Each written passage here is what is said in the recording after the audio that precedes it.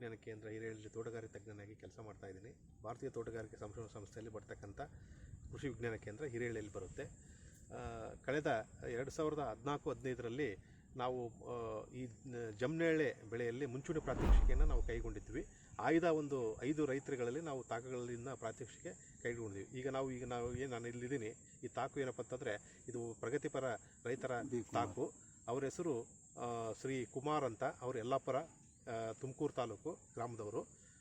ಅವರಿಗೆ ನಾನು ಕಳೆದ 2014-15ರಲ್ಲಿ ಸುಮಾರು 250 ಸಸಿಗಳನ್ನು ನಾನು ಜಮ್ನೇಳೆ ಸಸಿಗಳನ್ನು ಗೋಕಾಕ್ ತಳಿಗಳನ್ನು ಅವರಿಗೆ ಕೊಟ್ಟಿದ್ದೆ.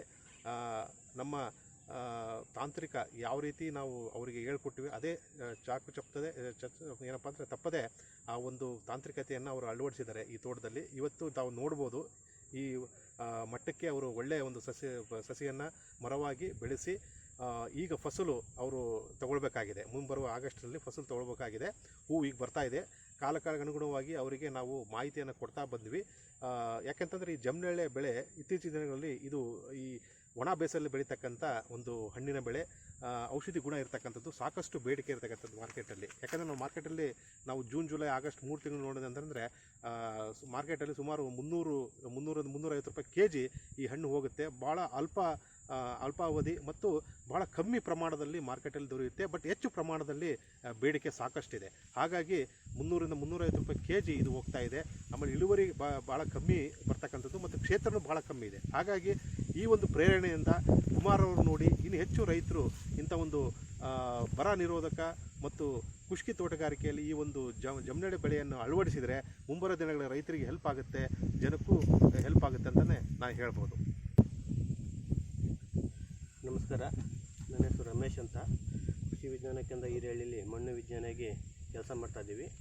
ನಾವು ಇಲ್ಲಿ 2014-16ರಲ್ಲಿ ಒಂದು ಜಮ್ನೇರೆ ಬೆಳೆ ಮುಂಚೂಣಿ ಪ್ರತ್ಯಕ್ಷಲಿ ಹಮ್ಮಿಕೊಂಡಿದ್ವಿ. ಇದಕ್ಕೆ ನಾವು ಮಣ್ಣು ಪರೀಕ್ಷೆ ಆಧಾರದ ಮೇಲೆ ಅದಕ್ಕೆ ರಾಸಾಯನಿಕ ಗೊಬ್ಬರ ಹಾಕಿರ್ಬೋದು, ಕೊಟ್ಟಿಗೆ ಗೊಬ್ಬರ ಹಾಕಿರ್ಬೋದು, ಜೈವಿಕ ಗೊಬ್ಬರ ಹಾಕುವಂಥ ಒಂದು ಮಾಹಿತಿನೂ ಸಹ ರೈತರು ಕೊಟ್ಟಿದ್ದು. ಮಣ್ಣು ಪರೀಕ್ಷೆ ಮಾಡಿ ಮತ್ತು ಜಮ್ನೇರ್ಲೆನ ಅದು ಅಂತರನೂ ಸಹ ನಾವು ಒಂದು 5 ಮೀಟ್ರಿಗೆ ಒಂದು ಅಂತರ ಹಾಕಿ ಮತ್ತು ಅದಕ್ಕೆ ಗುಂಡಿ ತೆಗೆದು ಅದಕ್ಕೆ ಕೊಟ್ಟಿಗೆ ಗೊಬ್ಬರ, ಬೇವಿನ ಹಿಂಡಿ ಮತ್ತು ಕೆಂಪು ಮಣ್ಣು ಇದೆ. ಮತ್ತು ಅದ್ರ ಜೊತೆಗೆ ನಮ್ಮದು ಅರ್ಕ ಜೈವಿಕ ಗೊಬ್ಬರ ಅಂತ ಸಿಗುತ್ತೆ ನಮ್ಮ ಕೃಷಿ ವಿಜ್ಞಾನ ಅಂತ ಕೇಳಿ. ಅದನ್ನು ಸಹ 20 ಗ್ರಾಮಿಗೆ ಲೀಟ್ರಿಗೆ ಹಾಕಿಬಿಟ್ಟು ಬುಡಕ್ಕೆ 1 ಲೀಟ್ರಷ್ಟು ಹಾಕೋಂಥದ್ದು. ಅದನ್ನು ಸಹ ನಾವು ಹಾಕಿ ಅದರ ಚೆನ್ನಾಗಿ ಹಾಕೋದ್ರಿಂದ ಅದು ಬೇರು ತುಂಬ ಚೆನ್ನಾಗಿ ಬಂದು ಗಿಡ ಒಳ್ಳೆ ಆರೋಗ್ಯವಾಗಿ ಬೆಳೆಯುತ್ತೆ. ಅದಕ್ಕೆ ಜೊತೆಯಾಗಿ ಒಂದು ವರ್ಷ ಪ್ರತಿ ವರ್ಷ 2 ವರ್ಷ ತನಕ ನಾವು ರಾಸಾಯನಿಕ ಗೊಬ್ಬರ ಬಳಸೋ ಅವಶ್ಯಕತೆ ಇರಲ್ಲ. ಮತ್ತು 2 ವರ್ಷ ಆದಮೇಲೆ ಹೂವು ಬುಡ ಆದಮೇಲೆ ನಾವು ರಾಸಾಯನಿಕ ಗೊಬ್ಬರನೂ ಸಹ ಕೊಡಬೇಕಾಗುತ್ತೆ. ಅದರಲ್ಲಿ 10, 26, 1.25 kg ಅಷ್ಟು ಪ್ರತಿ ಗಿಡಕ್ಕೆ ಕೊಡಬೇಕಾಗುತ್ತೆ. ಮತ್ತು ಕೀಟ ನಿರ್ವಹಣೆಗೆ ಬೇವಿನ ಸೋಪು 7 ಗ್ರಾಮ್ 1 ಲೀಟ್ರಿಗೆ ಬೆರೆಸಿ ಅದನ್ನು ಸಿಂಪಡಣೆ ಮಾಡಬೇಕಾದ್ರೆ ಅತಿ 15 ಅಂತರದಲ್ಲಿ ನಾವು ಸಿಂಪಡಣೆ ಮಾಡಿದರೆ ಕೀಟನೂ ಸಹ ನಾವು ಕಂಟ್ರೋಲ್ ಮಾಡ್ಬೋದು. ಅದ್ರ ಜೊತೆಗೆ ನಮ್ಮ ಇನ್ನೊಂದು ಲಘು ಪೋಷಕಾಂಶದ ಮಿಶ್ರಣ ನಮ್ಮ ಕೃಷಿ ವಿಜ್ಞಾನ ಕೇಂದ್ರದಲ್ಲಿ ದೊರೆಯುತ್ತೆ. ಅದು ನಿಂಬೆ ಸ್ಪೆಷಲ್ ಅಂತ. ಅದು ಎಲ್ಲ ಥರದ ಲಘು ಪೋಷಕಾಂಶ ಮಿಶ್ರಣ ಇರುತ್ತೆ. ಅದನ್ನು 3 ಗ್ರಾಮ್ 1 ಲೀಟ್ರಿಗೆ ಅದನ್ನು ಹೂವು ಬರೋ ಹಂತದಲ್ಲಿ ಪ್ರತಿ ತಿಂಗಳು ಸಿಂಪಡಣೆ ಮಾಡೋದ್ರಿಂದ ಹೂವು ಚೆನ್ನಾಗಿ ಕಟ್ಟುತ್ತೆ, ಕಾಯಿ ಶೈನಿಂಗ್ ಬರುತ್ತೆ, ಇಳುವರಿ ಗಿಡನೂ ಸಹ ತುಂಬ ಹಸಿರಾಗಿ ಹುಲ್ಸಾಗಿ ಕಾಣುತ್ತೆ. ತುಂಬ ಇಳುವರಿ ಸಹ ಶೇಕಡ ಒಂದು 17-20% ಇಳುವರಿನೂ ಸಹ ಹೆಚ್ಚಾಗಿ ನಮ್ಮ ರೈತರಿಗೆ ಆದಾಯನೂ ಸಹ ಹೆಚ್ಚಾಗುತ್ತೆ. ನಮಸ್ತೆ, ನಾನು ಕುಮಾರ್ ಅಂತ ಹೇಳಿ ಯಲ್ಲಾಪುರದ ಕೃಷಿಕ. ನಾನು ಸುಮಾರು 2014-15ರಲ್ಲಿ ಹಿರೇಹಳ್ಳಿ ಕೃಷಿ ವಿಜ್ಞಾನ ಕೇಂದ್ರದಿಂದ 500 ಜಮ್ನೇರ್ಲೆ ಬೆಳೆಸೋದಕ್ಕೆ ಇದು ಮಾಡಿಕೊಟ್ರು. ಹಾಗಾಗಿ 500 ಜಮ್ನೇರ್ಲೆ ಹಾಕಿದ್ದೀನಿ. ಆದರೂ ಒಳ್ಳೆ ಫಸಲು ಬರ್ತಾ ಇದೆ. ಹಂಗಾಗಿ ಇವತ್ತಿನ ಮಾರುಕಟ್ಟೆ ಬೇಡಿಕೆಗೆ ತಕ್ಕನಾದ ಒಳ್ಳೆ ಬೆಳೆ ಹೇಳಬೇಕು ಅಂತಂದರೆ, ಆಮೇಲೆ ಮಳೆ ಇಲ್ಲ ಅಂದ್ರೂ ಒಂದು 3 ವರ್ಷ ಕಾಪಾಡಿದರೆ ಇನ್ನೊಂದು 100 ವರ್ಷ ನಮ್ಮ ಮುಂದಿನ ಪೀಳಿಗೆವರೆಗೂ ಕಾಪಾಡುವಷ್ಟು ಶಕ್ತಿ ಇದೆ. 100 ಇನ್ನೂ ಜಾಸ್ತಿನೇ ಹೇಳ್ಬೋದು, ಕನಿಷ್ಠ ಅಂದರೆ 100 ಇರ್ಬೋದು. ಹೀಗಾಗಿ ಮಳೆ ಈಗಿನ ಕಾಲದಲ್ಲಿ ಮಳೆ ಕಡಿಮೆ ಇರೋದ್ರಿಂದ ಇಂಥ ಬೆಳೆ ನಮಗೆ ಉಪಯುಕ್ತ. ಕೇವಲ 3 ವರ್ಷ ನನ್ನ ಸ್ವಂತ ಟ್ಯಾಂಕರ್ನಲ್ಲಿ ನಾನು ಬೆಳೆಸಿ ಇದು ಮಾಡಿದ್ದೀನಿ. ಇನ್ನು ಮುಂದಿನ ಇದಕ್ಕೆ ಮಳೆನೇ ಅಂದರೆ ಮಳೆಗಾಲದಲ್ಲಿ ಮಳೆ ಆದರೆ ಸಾಕು, ಅದೇ ಇರೋ ನೀರನ್ನೇ ಅಲ್ಲೇ ಹಿಂಗಿಸಿ ಇದು ಮಾಡಿದಾಗ ಅದು ಒಳ್ಳೆ ಫಸಲು ಕೊಟ್ಟು ನಮ್ಗೆ ಇದಾಗುತ್ತೆ ಅಂತ ನಮ್ಮ ಅಭಿಪ್ರಾಯ ಇದೆ. ಇಲ್ಲಿ ನಾನು ತುಮಕೂರು ತಾಲೂಕು ಅಥವಾ ಜಿಲ್ಲೆಗೆ ನಾನು ಪ್ರಥಮ ಅಂತ ಹೇಳ್ಬೋದು. ಎಲ್ಲೂ ಈ ಥರ ಯಾರೂ ಫಾರ್ಮ್ ಮಾಡಿ ಈ ಥರ ಮಾಡಿ ಯಾರೂ ಮಾಡಿಲ್ಲ. ಅದಕ್ಕೆ ನಮ್ಮ ಹಿರೇಹಳ್ಳಿ ಕೃಷಿ ವಿಜ್ಞಾನ ಕೇಂದ್ರದವರೇ ನಮಗೆ ಸಪೋರ್ಟ್ ಮಾಡಿದ್ದು, ಪ್ರಶಾಂತ್ ಅಂತ ಹೇಳಿ.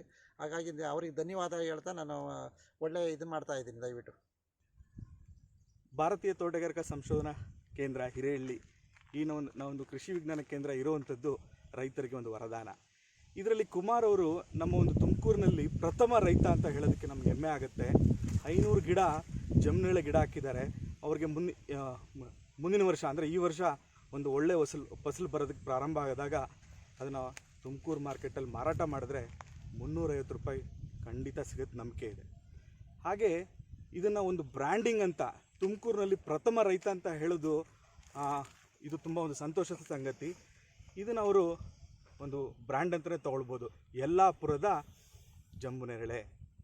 ಸೊ ರೈತರಿಗೆ ಇದು ವರದಾನ ಆಗಲಿ, ಮಳೆಯಾಶ್ರದಲ್ಲಿ ಬೆಳೆಯೋರಿಗೆ ಒಳ್ಳೆ ಲಾಭ ಆಗಲಿ ಅಂತ ಆಶಿಸೋಣ. ಅನ್ನದಾತ ಸುಖೀ ಭವ. ಇದೆಲ್ಲ ಹೂ ಚೆನ್ನಾಗಿದೆ ಅಲ್ವಾ?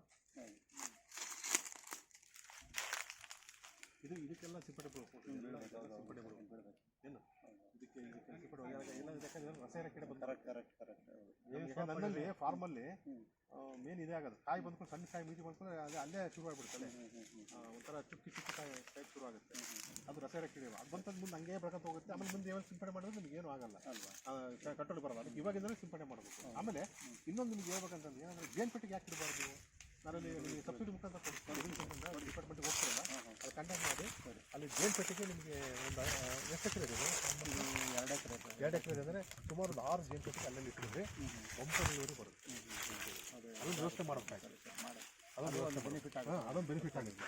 ಅದಕ್ಕೆ ಇದನ್ನು ಜೇನು ನೋಡಿ ಇಷ್ಟೊಂದು ಹೂವು ಬಂದಿದೆ ಅಂತಂದರೆ ಇಷ್ಟು ಹೂವು ಪರಾಗಸ್ಪರ್ಶ ನಿಮಗೆ ಆಗ್ಬೇಕಂತಂದ್ರೆ ಮೇನ್ ಇಂಪಾರ್ಟೆಂಟ್ ಜೇನುಪೆಟ್ಟಿಗೆ ಇಲ್ಲದೆ ನಿಮಗೆ ಏನು ಇದು ಮಾಡೋಕ್ಕಾಗಲ್ಲ. ಅದಕ್ಕೆ ಜೇನುಪೆಟ್ಟಿಗೆ ಒಂದು ತಗೊಳ್ಳಿ, ಅದೊಂದು ಸೌಲಭ್ಯ ಪಡ್ಕೊಳ್ಳಿ.